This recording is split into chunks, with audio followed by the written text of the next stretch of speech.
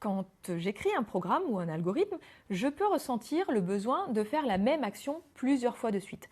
Par exemple, sur un programme pour faire se déplacer un robot avec des actions d'avancer et de tourner, je peux avoir envie d'écrire un programme qui ressemble à celui-ci.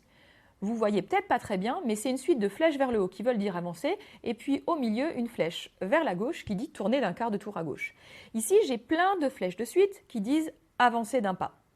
Et bien, je peux avoir envie de remplacer ça par un petit programme qui ressemble à ceci, où le nombre de pas duquel je dois avancer est noté en dessous de la flèche. Ça me fait un programme beaucoup plus compact et c'est plus facile de lire le nombre 7 que de compter ici jusqu'à 7 et de ne pas me tromper en comptant.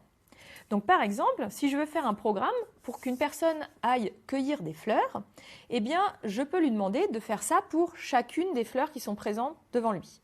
Ici, sur mon dessin, j'ai 7 fleurs.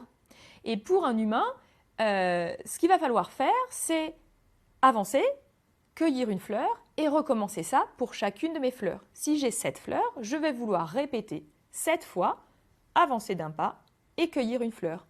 Et du coup, ça me fait un programme très compact qui permet de récupérer toutes mes fleurs ici. Et si j'avais un papier plus long avec une cinquantaine de fleurs, j'aurais juste besoin de changer le 7 en 50 et j'aurai un programme qui permettrait de recueillir une à une mes 50 fleurs ici présentes. Et sur un motif plus compliqué, je peux avoir des séquences d'actions à répéter qui soient plus longues. Par exemple, pour suivre un dessin en escalier comme celui-ci, je vais devoir répéter 4 actions. J'avance, je tourne à droite, j'avance, je tourne à gauche. Et si je continue ça autant de fois qu'il y a de marches dans mon escalier, je vais pouvoir suivre ce dessin avec un robot par exemple. Et puis après, une fois que je maîtrise ça, rien ne m'empêche de faire d'autres dessins un peu plus compliqués, comme un créneau ou tout ce que vous pourriez imaginer.